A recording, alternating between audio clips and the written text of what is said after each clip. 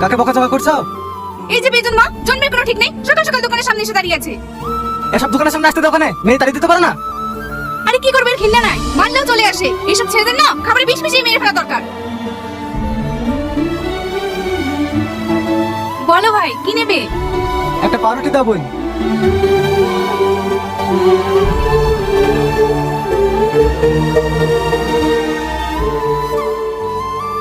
আমার একটা পাউরুটি দাও না, আমার খুব খিদে লেগেছে।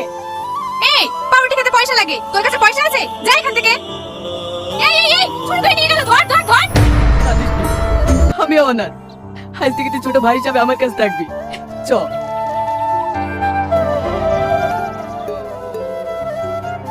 ওই, দু প্লেট বিরিয়ানি দাও।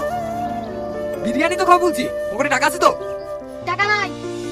টাকা নাই তো এখানে কি হচ্ছে? ফোন এখান থেকে। সুজা আঙুলে ঘি উঠবে না, লে ধর।